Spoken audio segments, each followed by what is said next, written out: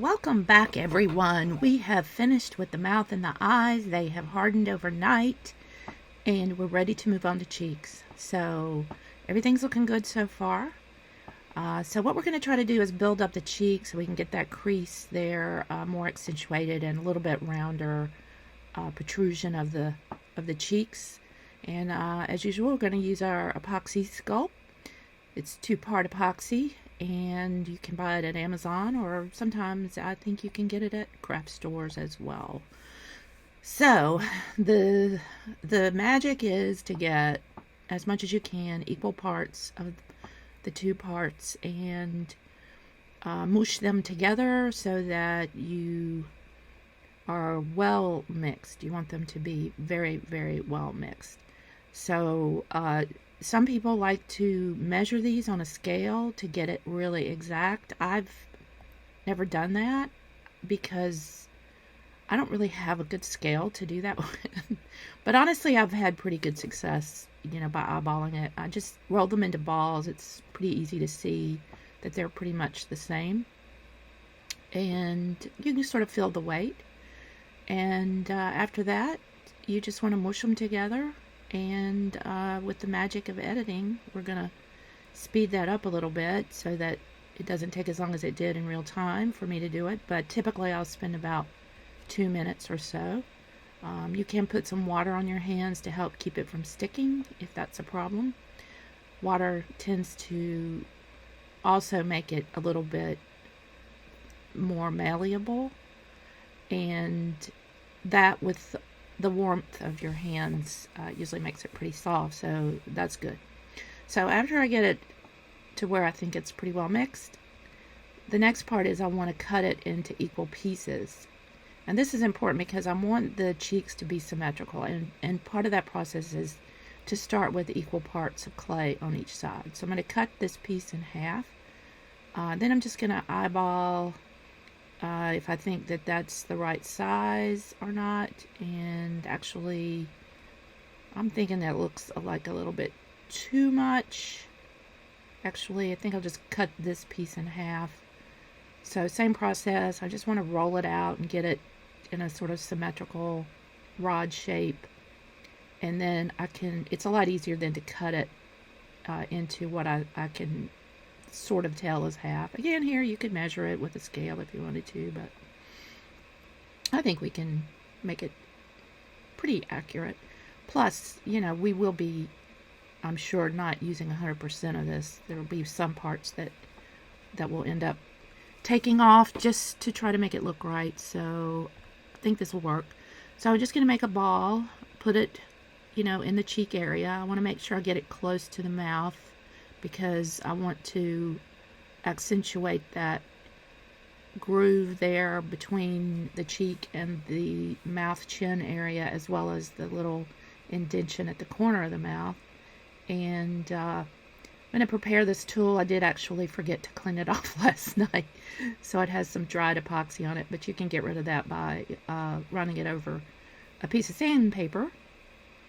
And that usually works pretty well to get rid of the epoxy or any other dried material, and it keeps it nice and smooth. Once you get it nice and smooth, then you can use some water on it to help keep it from sticking and sort of glide over the epoxy. That actually works pretty well with polymer clay too. You can, wet that as well. So I keep a little bit of water in a dish, for that purpose, to also wet my fingers with. Now I'm just going to start smushing it down around the edges. I don't want this to really meet with the eye per se. I want to leave a small space between where the epoxy of the cheek and the epoxy of the eye is. I think that's going to be more realistic. So just going to try to smooth that to where there's at least a portion of the original plastic there. Also, if you look at your face, you do have sort of an area that runs from the cheek diagonally up to the bridge of the nose, and I want to sort of make that a part of this sculpt, because I think that just is a little bit more realistic than just having like a bulgy cheek sticking out there. So As you do this, you're going to get a sense of whether this is, the right amount of bulge, and you may need to trim off some of the clay or not. That's okay, just as long as you do it the same on both sides, and that's going to be the real trick. So this first side actually is always easier because you're just doing it the first time, and you're trying to make it look as much as you think it should look realistically. But then the really hard part is the second side, and it takes longer because you really try to get it to where it matches. And then the other part of it is to get this as smooth as possible so we don't have so much sanding to do on it later. Now, a lot of times when I'm doing this process with epoxy, I'll put epoxy over the entire face just because it's sometimes hard to sand it to, on the edges where the epoxy meets the plastic so that it's seamless. But I think I can do that here, and I don't really like to put epoxy over the whole face because then when you're trying to get the eye mechanism in, although we're not going to do that on this one, but on the ones where you do, like on the African American dolls that I make, I do put the epoxy over the whole face usually, and then it's sort of hard to get the eye mechanism back in because the epoxy dries so hard that it's not as easy to stretch the plastic out and get that eyepiece pushed back in. So what we're going to try to do is to smooth this over to the edges of the face enough that when we sand it, it's not going to be noticeable that there's a seam there. I will be putting on some matte medium before I spray paint it, and I think that also tends to help fill in some of that gap. If you have a small gap, you can't, I guess, get it 100% smooth, but the epoxy works pretty well to sand down, and I've had pretty good luck with that. So basically now we're just manipulating the epoxy, trying to get it into the shape that we want with the tool, with our fingers, with whatever. And once we get that part done and the other side done, then we can work on it some with a paintbrush, and that really helps to kind of smooth everything down. Now, one of the things you have to keep in mind here as you're smoothing down to the edge is that you do clean up the edges, because the doll has to go back together, and you want the front and the back pieces of the head to match and not have a big lump of epoxy blocking it. I mean, you could always, I guess, cut it off if you didn't catch it at this stage, but it's easier just to clean it off now. And I'll look at that a few times as we're getting to the end stages of this sculpt. So I'm doing this all in real time for you, just so you can see the process. I think it shows you kind of what all's involved and how careful you have to be and how determined you have to be, because this is really, it's not easy. And it's another problem is just that you end up pushing in too hard. So we're going to take some time here to put the second piece on the other cheek and kind of go through the same process, and I'm going to speed things up and play you some music, and then we'll come back and work on getting them in the same position.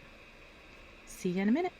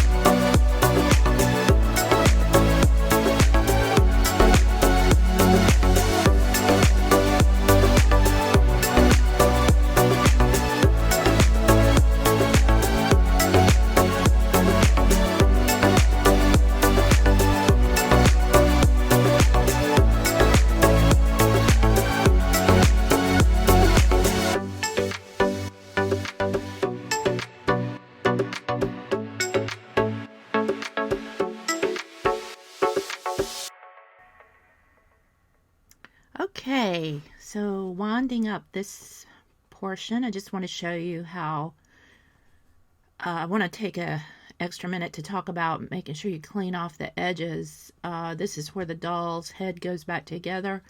You know, there's a little groove there, and you have to be especially careful because, I mean, it's nice to have the clay sort of go off the side, but because that means, you know, you don't have to worry about sanding it down to the plastic. But the other part of that is that it can affect where how the head goes back together and leave a gap. So basically I'm just using my X-Acto here to trim off any of the epoxy that's in that groove. And there was a couple places where I needed to add some clay back, some epoxy back in, and I used a little bit of that for that.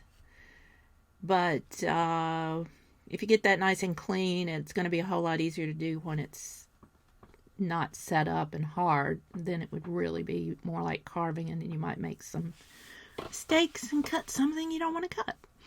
So final touches here. I'm just creating that sort of round shape at the corners of the mouth that I feel is part of the doll face, and doing a few final smoothing issues with my paintbrush and some water, and basically just kind of looking at it from every angle to make sure that it's as symmetrical as possible. And seems to be looking pretty good. I'm going to smooth this down as much as I can, and then we'll let it dry overnight and come back tomorrow, hopefully. When it's dry, we'll do some sanding and get it to where we can then put on some coats of base, and I'll probably using that Liquitex matte medium that I like, and we'll be putting that down, and hopefully that'll fill in any crevices that are left in between the epoxy and the old plastic of the face. And then we'll be able to start doing our airbrush painting. Alright, so hope you guys enjoyed this. I know it's kind of tedious, but it's a technique that you can use to make any kind of different face for a doll that you like. Hope you enjoyed it. Hope you guys stay safe out there, and I'll be seeing you soon. Bye.